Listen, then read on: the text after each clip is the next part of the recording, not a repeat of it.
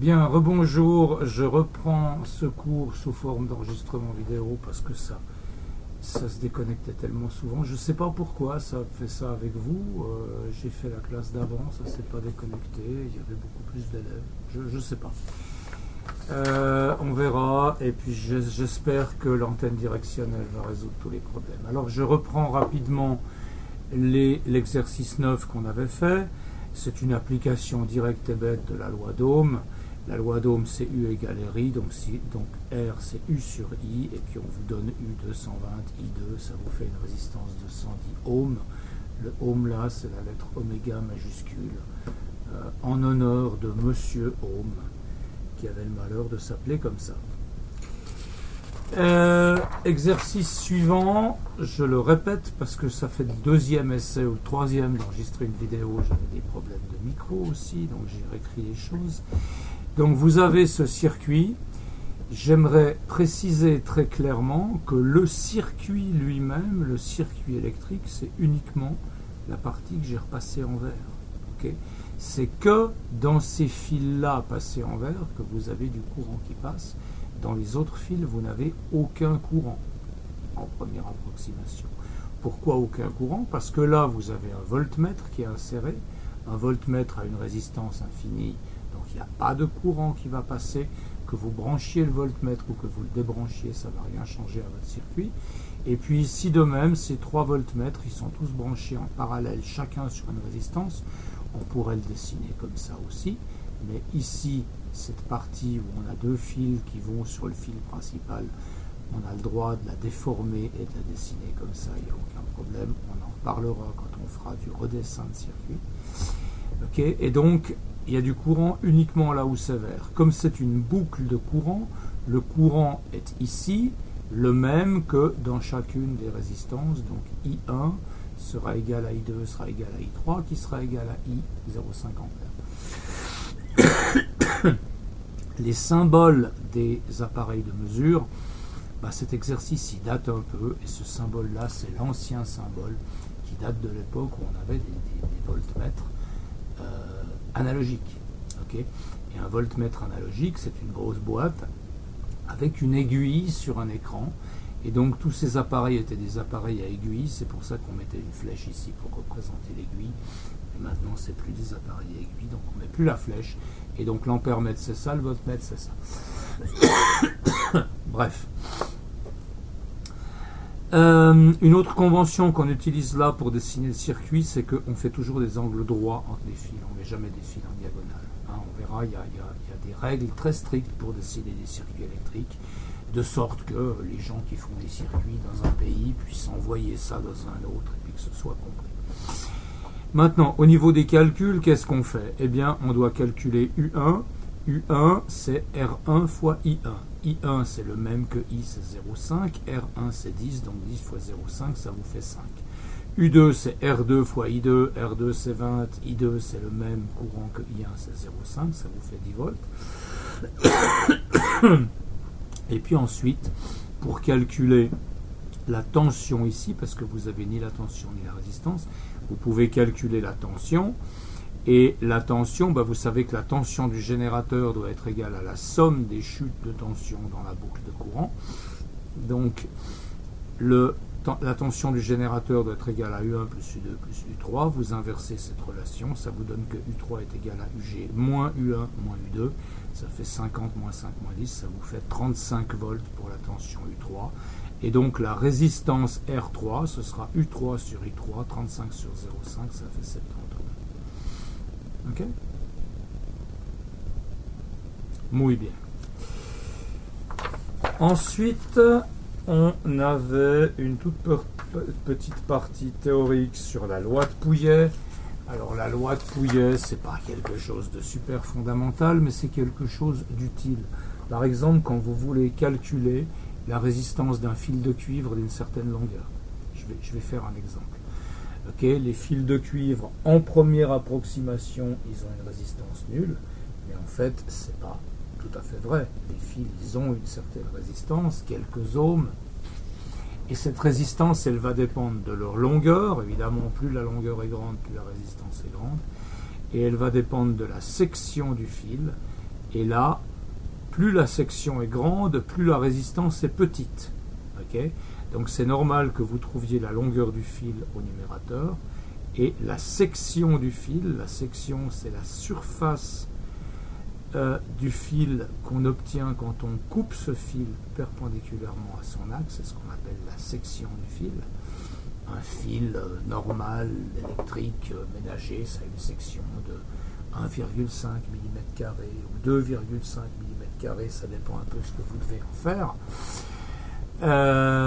Et donc, la section, elle vient au dénominateur. Et puis vous avez ce paramètre-là, qui est un paramètre qui dépend du matériau, c'est ce qu'on appelle la résistivité. Okay, alors si vous allez voir la résistivité sur Google, on va essayer, et j'espère que cet ordinateur va... Oui, enfin, j'aurais pu taper directement résistivité. Voilà, si je vais sur Wikipédia résistivité, je vais trouver probablement des tables. Voilà la table que je vous avais montrée. Vous voyez que les substances sont classées par résistivité et vous voyez que... Alors la résistivité, c'est vraiment une grandeur qui vous donne une idée de quelle est la qualité du conducteur. Donc vous voyez que l'argent est légèrement meilleur que le cuivre comme conducteur, mais bon, l'argent ça s'oxyde beaucoup et puis c'est plus cher, donc on utilise rarement de l'argent, on utilise du cuivre. Et puis de l'or, c'est aussi un excellent conducteur, un petit peu moins bon que le cuivre, mais excellent. Mais l'or, on l'utilise surtout pour couvrir les contacts. On fait des plaquages en or sur les contacts parce que l'or a la propriété très intéressante de ne pas s'oxyder. C'est pour ça qu'on l'utilise en bijouterie aussi. Ça ne s'oxyde pas, ça ne devient jamais moche. Okay, et donc les contacts qui sont plaqués or ne vont pas s'oxyder et vont offrir des nettement meilleures caractéristiques de contact que ceux qui sont uniquement en cuivre. C'est pour ça que dans un ordi, par exemple, eh bien, vous avez une certaine quantité d'or sous forme de plaquage sur les contacts électriques, et il y a des gens qui récupèrent cet or. Après, vous avez d'autres métaux qui sont métaux ou alliages qui sont moins conducteurs, okay, jusqu'à des métaux comme le mercure qui sont de mauvais conducteurs, mais qui sont quand même des conducteurs. Et puis si on regarde maintenant les résistivités d'autres substances, donc là on a vu que pour les métaux, on était autour de 10 puissance moins 8 ohms fois mètre. Okay. On peut prendre d'autres matériaux comme l'eau pure. Vous voyez que l'eau pure, elle a une résistance qui est très élevée. 1,8 par 10 puissance 5. Avant, on était à 10 puissance moins 8. Okay. Donc ça vous indique que l'eau pure est un isolant. D'ailleurs, c'est donc classé dans les isolants.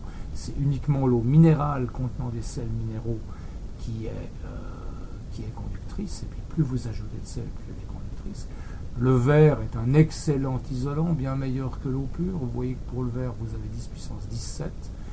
L'air, ça dépend de son humidité principalement. Le polystyrène, donc le Sagex, 10 puissance 20, etc. Okay.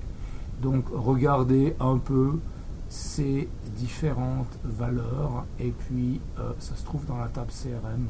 Vous cherchez sous résistivité dans la table des matières et vous allez trouver toutes ces tables. Alors, moi j'aurais besoin pour l'exercice qui suit de la résistivité du cuivre. Donc je vais la noter dans mon cours. Je vais noter ρ cuivre égale à 17 par 10 moins 9, 17 par 10 puissance moins 9 ohms fois mètre. Voilà. Je reviens maintenant à cet écran-là. Donc j'ai noté la résistivité du cuivre, et puis une petite remarque sur les unités. Okay, vous avez R égale ρ fois L sur S. La section, elle est bien sûr en mètres carrés. N'oubliez pas de la transformer en mètres carrés. La longueur, elle est en mètres. Donc cette grandeur-là, L sur S, c'est des 1 sur mètre.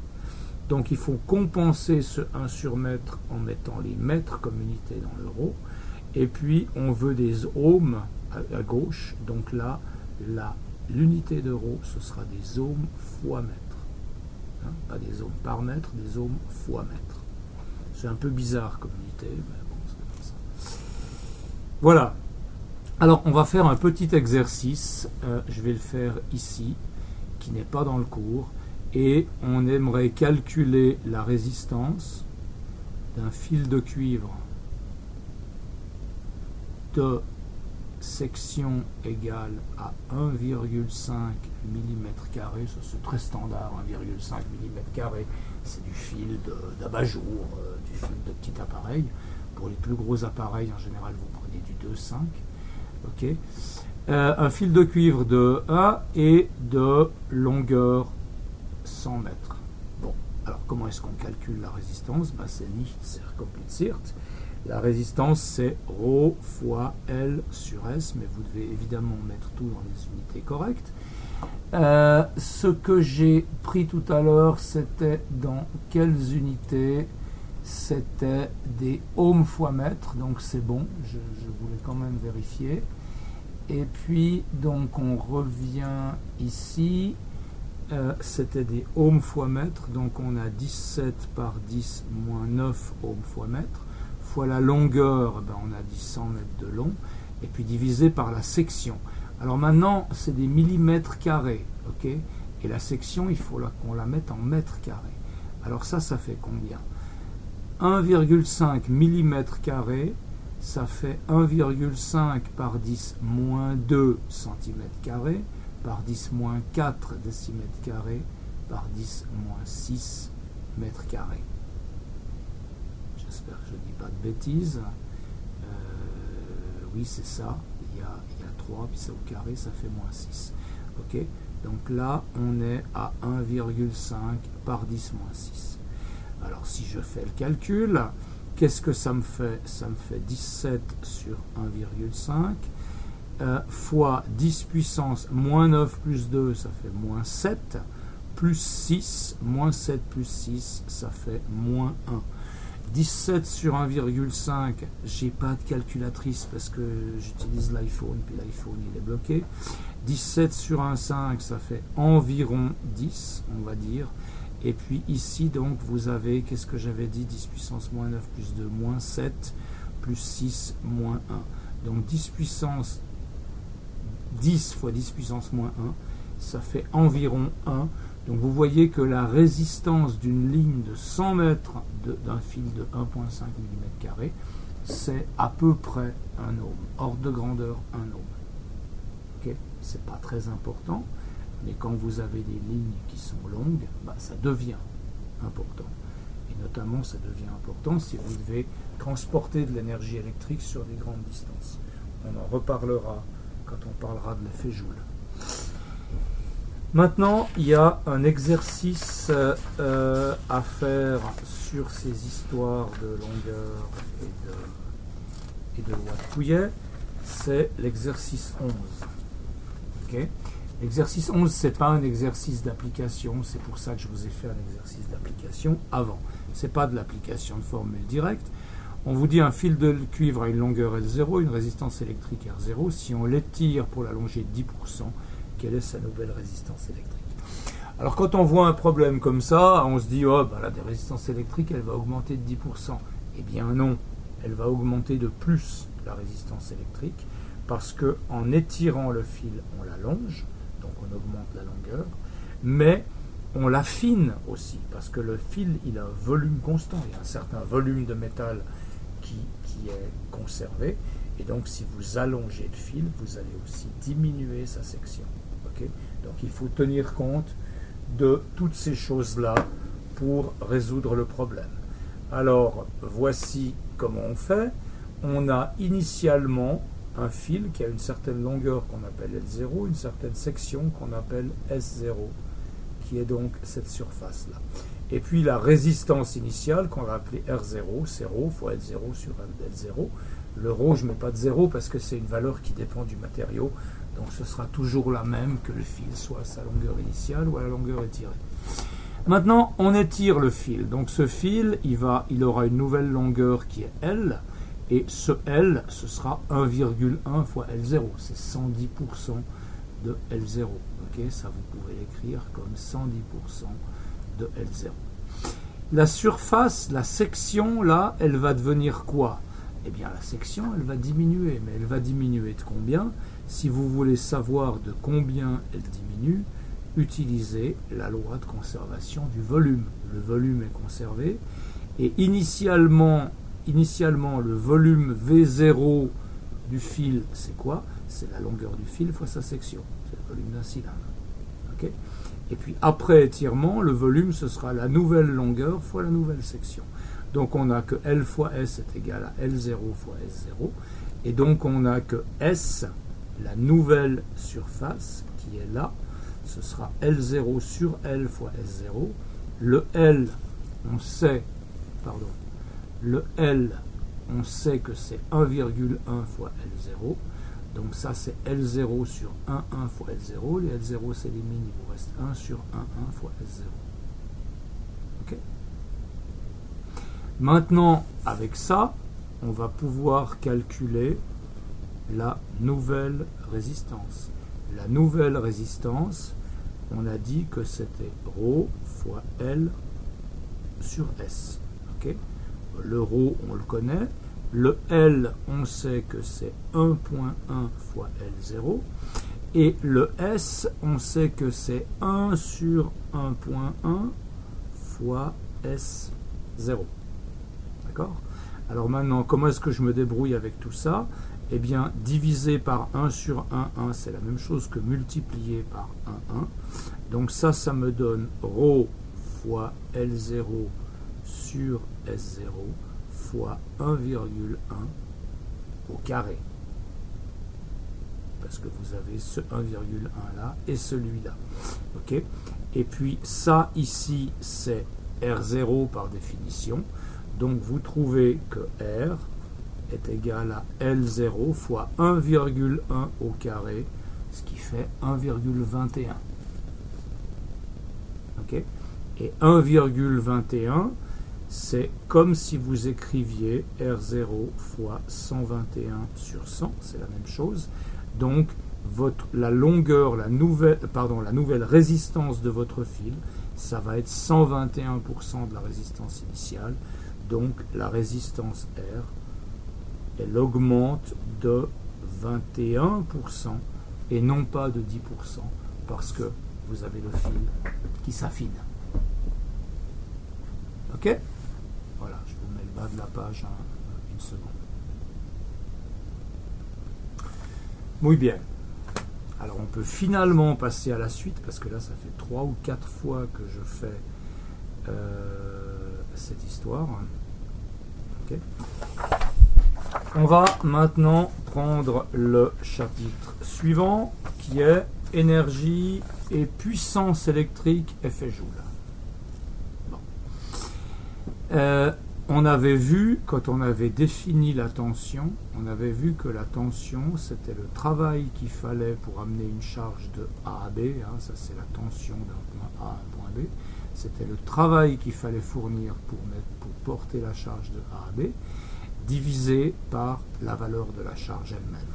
Cette relation-là, vous pouvez l'inverser et vous pouvez voir que le travail du champ électrique, c'est la charge fois le champ. Okay. Et maintenant, vous avez que toute charge électrique, ici vous utilisez la loi du courant, okay. La charge électrique, vous pouvez l'obtenir comme un courant fois un temps, parce que je vous rappelle que le courant, c'est la quantité de charge qui passe par unité de temps. Donc vous avez ça, vous insérez ça là-dedans, et vous obtenez que delta W, c'est U fois I, U fois I fois delta T. Okay. Donc le travail, l'énergie fournie par un courant de tension U d'intensité I et pendant un temps delta T, ça vous donne l'énergie électrique totale. Okay. L'énergie électrique, c'est U fois I fois le temps. Okay. Et puis la puissance, eh bien la puissance, ça vous le savez depuis les cours de mécanique, vous savez que la puissance, c'est la vitesse à laquelle vous êtes capable de produire ou d'absorber de l'énergie. Okay. Donc la puissance, c'est une énergie divisée par un temps. Eh bien si vous prenez cette énergie et que vous divisez par le temps, La puissance, c'est l'énergie sur le temps, c'est U fois I fois T sur T, et donc les T se broutent, et il vous reste que la puissance électrique, c'est U fois I. La puissance électrique, c'est le produit de la tension et du courant. Ok? Maintenant, cette puissance, on peut l'écrire de manière différente. La puissance, c'est U fois I, mais U, c'est égal à RI. Donc la puissance, je peux l'écrire comme RI carré. Okay.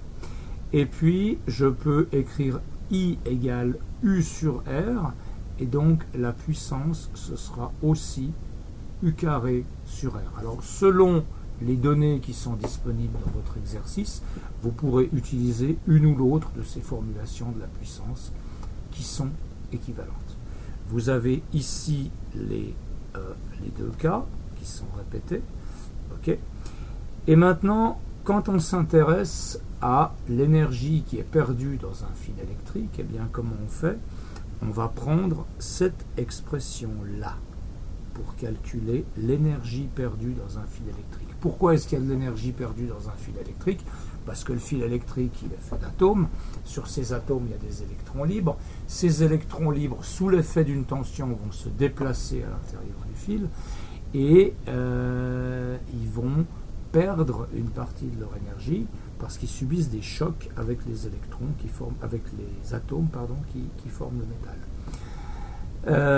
Donc ces chocs, eh bien naturellement, ils vont produire de la chaleur et donc le fil va s'échauffer. Il se trouve que plus le fil chauffe, plus sa résistance augmente. C'est ce qui se passe avec les ampoules, avec le filament de l'ampoule qui chauffe.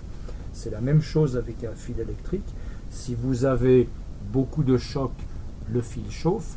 Et si le fil chauffe, sa résistance diminue parce que les atomes de cuivre, par exemple, ils vont être agités thermiquement. S'ils sont agités thermiquement, il y aura une plus grande probabilité de collision des électrons et les atomes, et donc les électrons vont être plus freinés et ils vont déposer encore plus d'énergie. Okay? Donc on a un problème quand on transmet de l'énergie électrique dans des fils, on a le problème qu'on perd de l'énergie dans ces fils, et plus on a de courant, plus on perd d'énergie. Hein, parce que le courant, il est proportionnel au nombre d'électrons qui passent par unité de temps. Plus vous avez d'électrons qui passent, plus vous avez de choc, plus vous avez d'échauffement, et plus vous avez de perte d'énergie.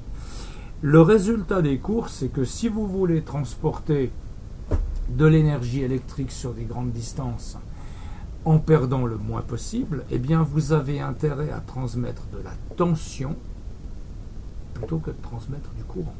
Quand vous transmettez du courant, vous avez effectivement quelque chose qui se déplace. Mais si vous mettez en place dans votre conducteur une tension très élevée, eh bien pour transmettre une certaine puissance, vous aurez besoin d'un courant faible. Si vous avez un courant faible, vous allez diminuer l'échauffement de la ligne et diminuer sa résistance. Donc quand on fait des lignes électriques à grande distance, on les fait toujours à haute tension, parce qu'à haute tension, pour une puissance donnée, le courant sera plus faible, et si le courant est plus faible, on a moins de pertes. Okay? Et ces pertes, l'échauffement du conducteur et ces pertes s'appellent des pertes par effet Joule, et l'échauffement du conducteur, c'est l'effet Joule, et l'énergie qu'on perd, c'est la puissance perdue par effet Joule, qui est U fois I, mais dans le cas d'une ligne électrique, on va utiliser pour la puissance U fois I, on va utiliser son expression RI carré qui met en évidence le courant, parce que c'est le courant qui est responsable de la diminution de résistance du fil, c'est pas la tension. Okay?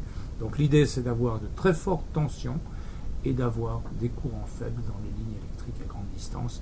C'est pour ça que les lignes électriques, les grandes lignes du réseau européen, ce sont des lignes à 400 000 volts. Il y a peu de courant qui circule. En fait, on transmet de l'énergie à travers un voltage sans vraiment transmettre beaucoup de courant. Okay. Voilà. Donc ça, c'était ce que je voulais vous dire sur la puissance et l'énergie. On va maintenant faire plusieurs exercices. Encore 2-3 remarques sur des unités. Il y a plusieurs unités d'énergie électrique. Okay. Une unité qui est très connue, c'est le kilowattheure. Hein. Le kilowattheure, ça s'écrit comme ça, petit k pour kilo, grand W pour watt et heure. Alors, un kilowattheure, bah, c'est quoi? C'est le produit d'une puissance fois un temps. Vous avez un certain nombre de kilowatts fois un certain temps. Donc, le kilowattheure est une unité d'énergie. C'est une puissance fois un temps. D'accord? Et si maintenant, je veux calculer l'énergie d'un kilowattheure en joules, comment je fais? Eh bien, je prends la puissance. Alors, si j'ai 1 kilowattheure, c'est 1000 watts. Ok, donc j'ai 1000 watts. Fois le temps, qui est 1 heure. Mais 1 heure, je dois le mettre en secondes. Donc, ça me fait 3600 secondes. 1000 fois 3600, ça fait 3 600 000 joules. 1 kilowattheure est l'équivalent de 3 600 000 joules. Et le kilowattheure, c'est ce qu'il y a sur les factures d'électricité. Vous pouvez demander à vos parents leurs factures, parce que vous n'avez pas encore cette joie immense qui est de payer des factures à la fin de chaque mois. Eh bien, vous verrez que sur la facture, vous avez un certain montant en kilowattheure. Donc, c'est une quantité d'énergie donnée. Et on paye, je ne sais pas combien est le prix maintenant, 15, 20, 25 centimes le kilowattheure. Ok ? L'électronvolt, c'est une unité qui s'utilise, à Genève, ça s'utilise au CERN, en gros. Hein. Vous avez peut-être entendu parler de faisceaux qui atteignent un certain nombre de GeV, ou même un certain nombre de TeV. Ça, c'est des téra-électronvolts, des giga-électronvolts. Et l'électronvolt, c'est quoi?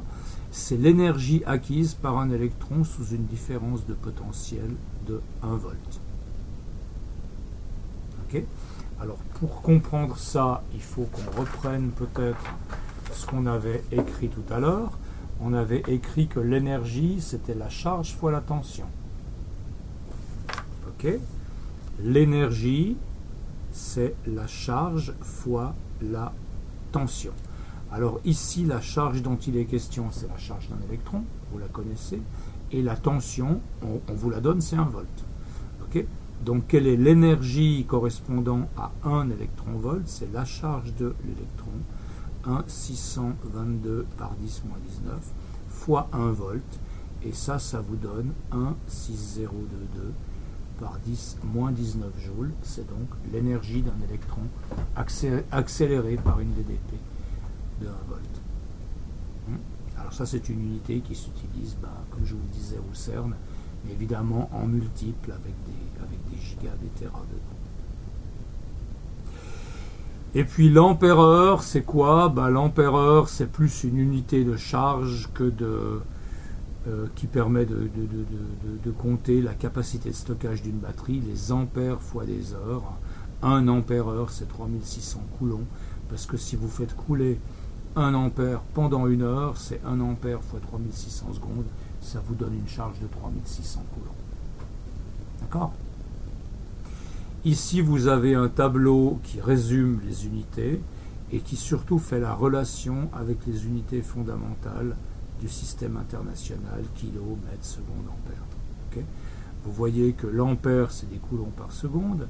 Vous voyez que les joules, mais ça on le savait déjà, c'est une force fois une distance, donc c'est des kilos fois des mètres sur seconde au carré fois des mètres. Okay? La puissance, c'est la même chose, mais divisé par un temps. Donc la puissance, les watts, c'est des kilos fois des mètres carrés sur des secondes cubes, divisé par des secondes. Okay? La tension électrique, vous pouvez la voir comme des kilos fois des mètres carrés sur des secondes au carré sur des coulombs. Alors des kilos fois des mètres au carré, c'est des joules. Okay? Et c'est donc des joules divisés par des coulombs. Ça vient de cette relation-là. Okay? Et puis les ohms, c'est des volts divisés par les ampères, parce que la résistance, c'est U sur I. Donc c'est naturel que ce soit des volts divisés par des ampères. Et si maintenant vous prenez les volts exprimés ici et les ampères exprimés là, et vous faites la division, eh bien ça va vous donner cette chose-là, des kilos fois des mètres sur des ampères au carré fois des secondes au cube. Ça commence à devenir difficile d'avoir une intuition pour ce genre d'unité. En tout cas pour cette formulation en unité de base, c'est pas évident. Okay. Voilà. Bien, alors maintenant on va faire un certain nombre de petits exercices amusants sur la puissance. Donc on va commencer à l'exercice 12, qui est suite de l'exercice 9. Alors l'exercice 9, qu'est-ce que c'était? L'exercice 9, c'était notre histoire avec un générateur. Je regarde l'exercice 9. L'exercice 9, ah là là, c'était, on a un générateur qui est 225 volts et on a un récepteur ici. Donc on a 220 volts et on mesure avec un ampère-mètre un courant de 2 ampères. Donc on avait calculé que la résistance ici était de 110 ohms. Okay.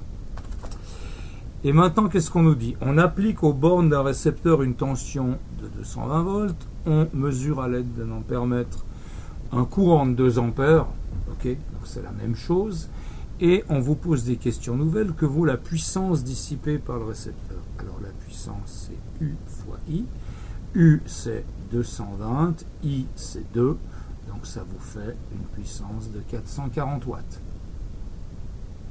Ok. B, ce récepteur est une lampe avec un rendement de 5%. Quelle est sa puissance efficace dissipée? Bon, ben les rendements, on a déjà fait, vous savez ce que c'est. Le rendement, c'est l'énergie utile sur l'énergie consommée. Mais comme l'énergie, c'est la puissance fois le temps, vous pouvez écrire le rendement exactement de la même manière en utilisant la puissance utile sur la puissance conso, parce que le temps s'élimine. E égale P fois T, le temps s'élimine en haut et en bas. Ok. Et on vous dit que ce rendement, il est de 5%, c'est-à-dire 0,05. Okay. Autrement dit, j'ai une puissance utile qui est égale à 0,05 fois la puissance consommée. C'est pas beaucoup, hein, c'est une lampe. Il y a un très très faible rendement. La puissance qui est utile, qui est donc libérée sous forme de lumière, c'est 5% de la puissance qui est consommée sous forme électrique. Okay. Alors, on vous demande quelle est sa puissance efficace dissipée. Dissipée sous forme de rayonnement. Donc, ce que vous voulez connaître, c'est la puissance utile. Donc là, vous faites le calcul. 0,05 fois sa puissance consommée, qui est la puissance électrique. Hein. La puissance consommée, c'est la tension fois le courant qui rentre dedans. Et donc 0,05 fois 440, ça fait, si je faisais 0, ça fait 22. Hein, ça fait 22 watts. Vous voyez, cette ampoule, elle absorbe 440 watts de puissance électrique. Elle nous ressort 22 watts de puissance lumineuse. Et puis, les 418 watts restants, eh bien, ils partent sous forme de chaleur, ils sont perdus. Sauf si c'est une lampe pour chauffer un reptile, là ils ne sont pas perdus. Ok. Sous quelle forme d'énergie est convertie le 100% de l'énergie consommée par ce récepteur? On vient de le dire, sous forme de chaleur. Ok, voilà. Ça c'était l'exercice 12, hein, basé sur l'exercice 9. Maintenant, on va faire l'exercice 13. Alors si vous faites le cours chez vous, mettez la vidéo en pause, essayez de faire l'exercice 13 et revenez après pour corriger. L'exercice 13, qu'est-ce qu'il vous dit? Pour réaliser la résistance électrique d'un radiateur prévu pour dissiper 1,1 kW, donc on va dire 1,1 kW sous 220 volts, donc la tension c'est 220 volts. On dispose d'un fil résistant de résistivité, la résistivité c'est ρ, de résistivité 8 par 10-7 ohms fois mètre. Il y a des petits problèmes quand j'ai passé au PDF avec le symbole ohm. Quand vous avez un petit point d'interrogation, c'est ρ, et puis ici le symbole là c'est ohm. Okay, ça c'est ρ, et ça ici c'est ohm. Okay. Et vous avez une section de fil, c'est un fil fin. Il fait 0,1 mm². Évidemment qu'il est fin. Si vous voulez qu'il chauffe dans un radiateur, vous devez prendre un fil fin. Si vous prenez un fil trop gros, il ne va pas chauffer, parce qu'il va avoir une résistance faible, il ne va pas chauffer, vous n'allez pas faire un radiateur avec ça. Donc là, on parle du fil qui est dans le radiateur qui devient rouge quand on allume le radiateur. C'est la même chose que le fil dans un toaster. Ok. Et donc, qu'est-ce qu'on vous demande dans cet exercice 13? On vous demande quelle longueur de fil il faut utiliser. Bon. Alors, qu'est-ce que vous voulez? Voilà, alors comment est-ce qu'on résout cet exercice? On va essayer de le faire comme des grands, c'est-à-dire en faisant une seule équation qui vous donne la solution. Okay? Alors, ça veut dire quoi faire comme des grands? Eh bien, qu'est-ce que vous avez comme formule? Vous savez que la puissance, c'est U carré sur R, et vous connaissez cette puissance, elle vaut 1100 watts. Okay? Donc, vous pouvez trouver votre résistance, la résistance R sur U carré, ce sera 1 sur P. Donc R, ce sera U carré sur P. D'accord? Ça, c'est un aspect des choses. Maintenant, l'autre aspect des choses, c'est que cette résistance, c'est ρ fois la longueur sur la section. Ok? Donc on peut maintenant relier ces deux équations-là. On peut égaler les valeurs de R. On a U carré sur R est égal à ρ fois L sur S. Et nous, ce qu'on cherche, c'est la longueur. Donc on arrive finalement à la formule que la longueur, c'est U carré fois la section sur la résistance fois la résistivité. Je vérifie rapidement au niveau des unités. Non, ça va être compliqué. R, c'est des ohms. Ouais, c'est trop compliqué. Non, ça va prendre 3 jours. Donc on va pas faire ça. On va calculer simplement notre L avec les valeurs qu'on a. Le L, c'est U carré. Alors U, c'est 220 au carré fois la section. On vous a dit que la section, elle était de 0,1 mm². Donc ça fait 0,1 fois 10-6 m². Et puis, je dois diviser ça par la résistance. Et qu'est-ce que je raconte?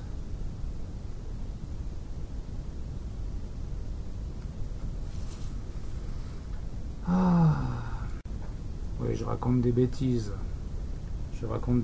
En fait, là, je me suis trompé. J'ai mis U carré sur P sur R. C'est pas U carré sur R, c'est U carré sur P. Donc ici, c'est P.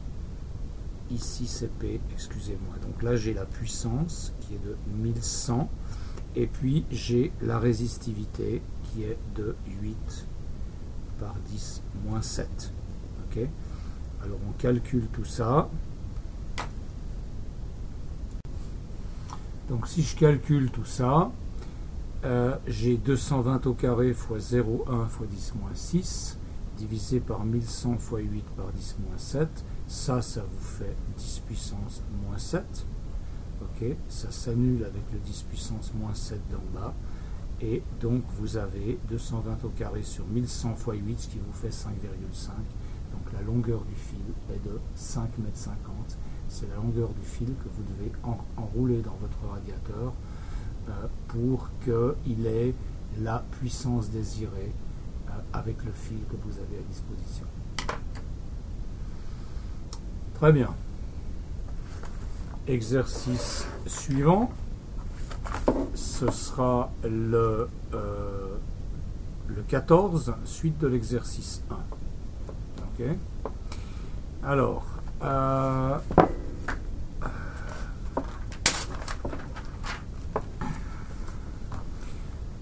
qu'est-ce qu'on vous dit? Suite de l'exercice 1, alors on va aller voir l'exercice 1, ce qu'il nous disait. L'exercice 1, c'était l'histoire du nuage qui se décharge. Ok, l'exercice 1, on l'avait là. On avait un nuage avec une charge de moins 20 coulombs qui se décharge sur Terre en 1 millième de seconde. Donc le delta T, c'est 10-3 secondes. Okay. Et on avait calculé le nombre d'électrons déplacés et on avait calculé l'intensité du courant. Le courant, c'était donc la charge qui passe divisée par le temps. On ne s'intéresse pas au sens du courant, donc on va oublier les signes. Ça vous fait 20 coulombs divisé par 10 moins 3 et ça vous fait donc 20 000 ampères comme valeur pour le courant. Alors maintenant, on va continuer cet exercice. Et dans la continuation, qu'est-ce qu'on vous demande? Quelle est l'énergie de cet éclair? Et on vous donne une information supplémentaire qui est que la tension, donc ça c'est pour l'exercice 14, on vous donne comme donnée supplémentaire que la tension c'est 5 millions de volts. Okay. Bah évidemment, pour qu'il y ait un claquage, pour qu'il y ait un éclair, il faut que la tension soit très importante. Donc il ne faut pas vous étonner sur des millions de volts entre les nuages et la Terre. Okay. Quelle est l'énergie de cet éclair? On a vu que l'énergie, c'était U fois I fois T. Hein? U, on vient de vous la donner, 5 fois 10 puissance 6 volts. I, on l'a calculé à l'exercice 1, c'était 20 par 10, 3. Et puis le temps, c'est 10 moins 3 secondes. 10, 3, 10 moins 3 se broute. 5 fois 20, ça fait 120. Et donc ça vous fait 120 par 10 puissance 6, c'est-à-dire 1,2 par 10 puissance 8 joules. Okay.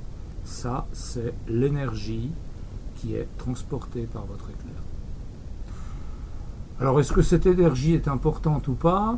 Eh bien, on va le savoir en comparant ça à la quantité de bois qu'il faut brûler pour obtenir la même chose. Et l'énergie qui est contenue dans le bois, c'est la densité d'énergie, si vous voulez. On connaît pour tous les matériaux combustibles, on sait combien de joules on peut tirer de ce matériau si on le fait brûler. Et pour le bois, on sait que par kilo de bois, on va avoir 16 millions de joules. Donc l'énergie, la densité d'énergie du bois, si vous voulez, c'est 16 par 10, 6 joules par kilo. Okay. Donc combien de kilos de bois il faudrait brûler pour obtenir cette énergie-là?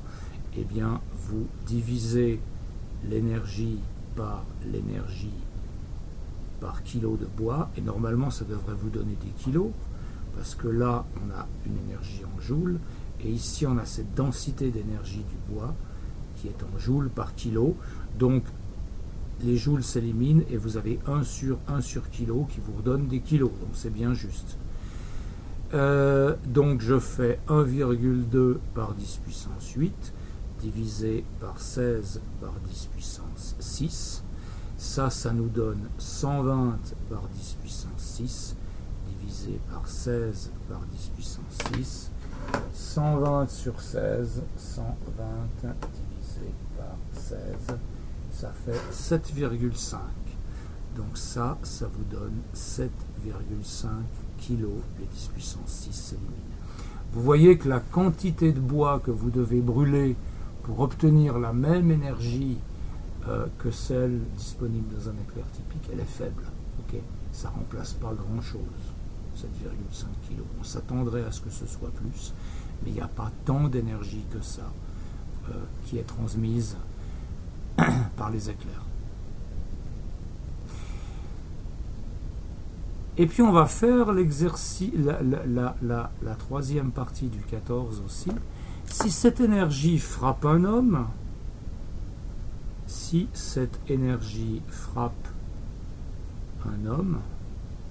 s'évapore-t-il? Ah, comment est-ce qu'on va faire ça?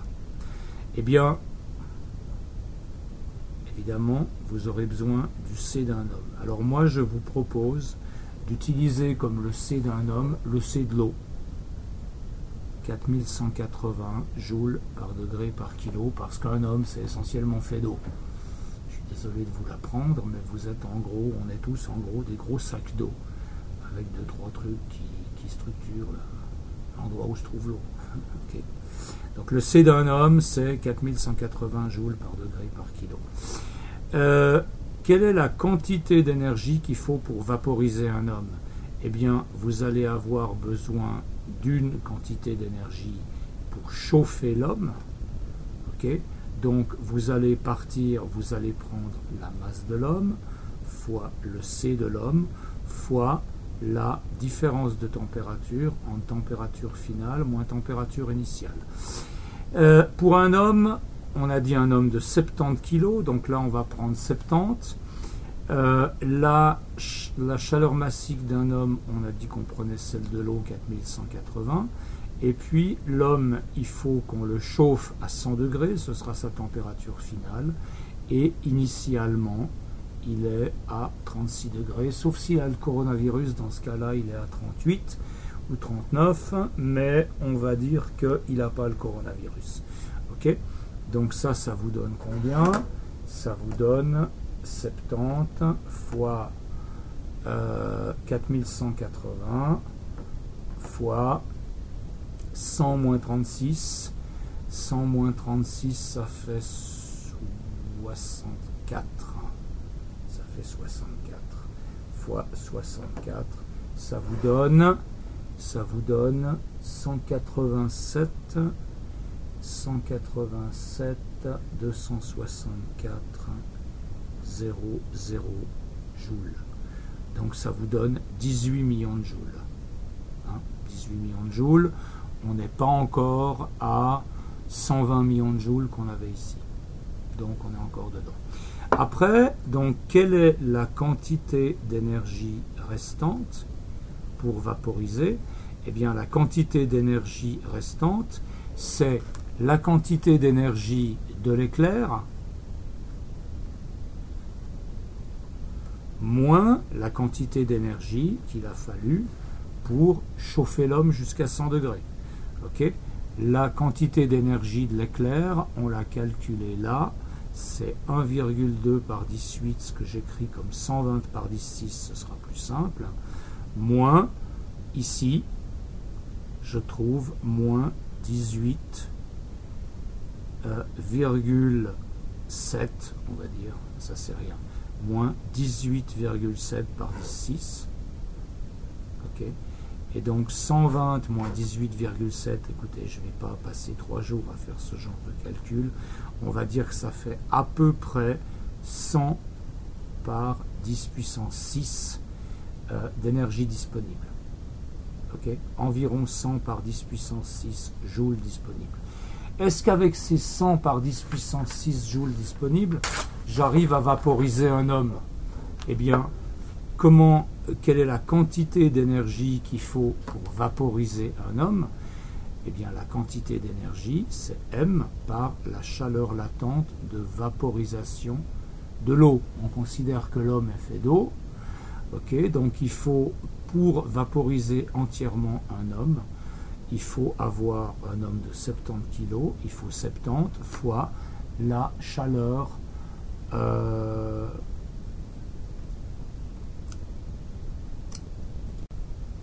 Voilà, j'ai juste mis en pause pour aller chercher la valeur de la chaleur latente de l'eau. J'avais oublié, c'est 23 par 10,5 joules par kilo. Donc vous faites 70 par 23 par 10,5 et ça vous donne quoi? Ça vous donne 70 fois 23, ça fait 1610 par 10 puissance 5. Ça vous fait donc du 1,6 fois 10 puissance 6, 7, 8 joules. Il faut 1,6 par 10 puissance 8 joules pour vaporiser un être humain si on fait l'hypothèse qu'il est fait d'eau. Et vous avez une chaleur latente disponible de 100 par 10,6, c'est-à-dire 10 puissance 8 joules. Ok, donc vous avez pas assez, vous allez vaporiser une partie du gaillard, mais pas entièrement.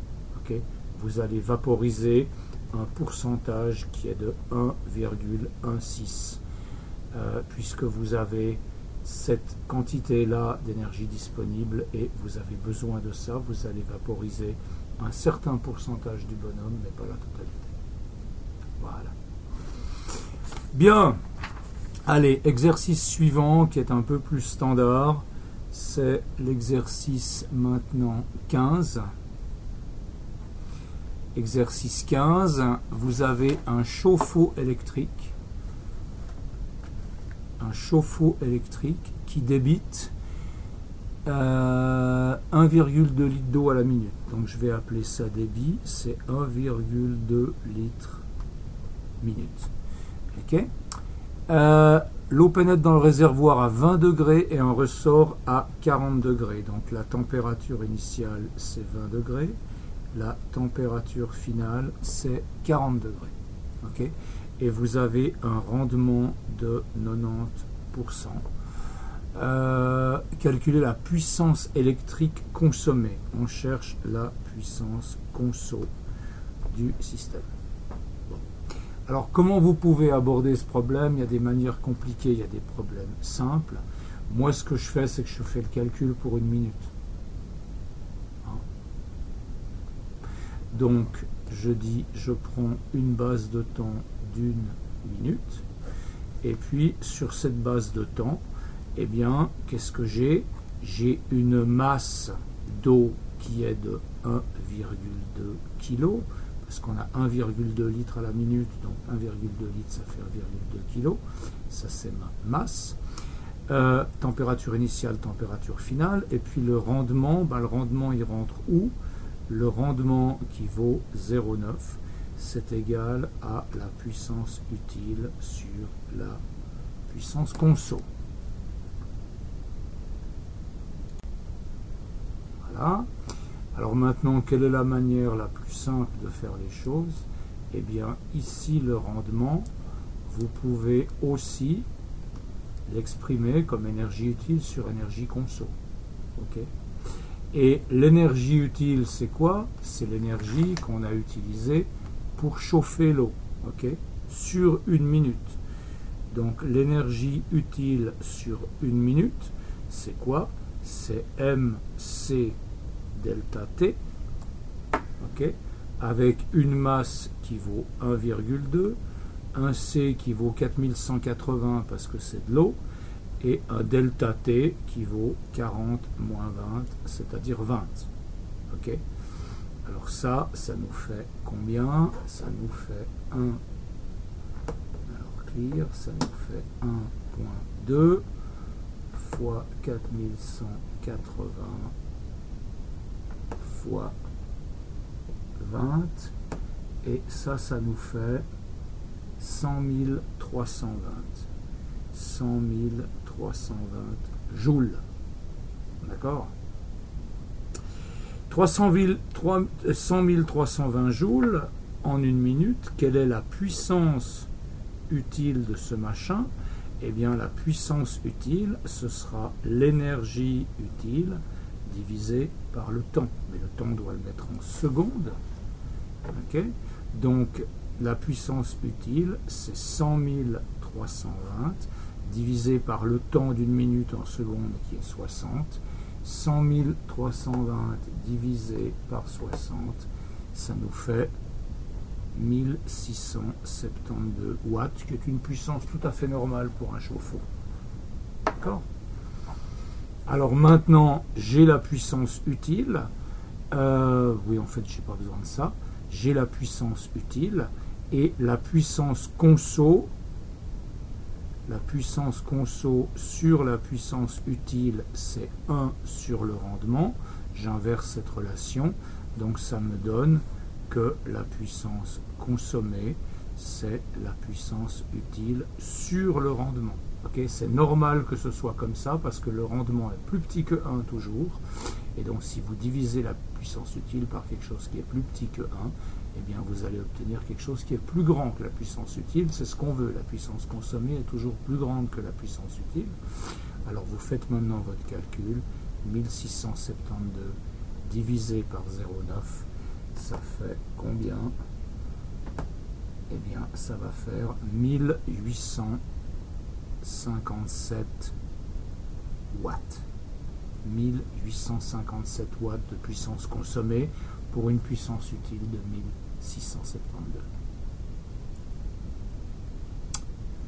Ok?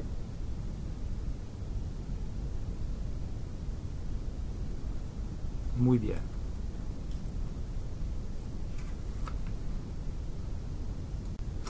Ok, on va maintenant faire encore l'exercice 16.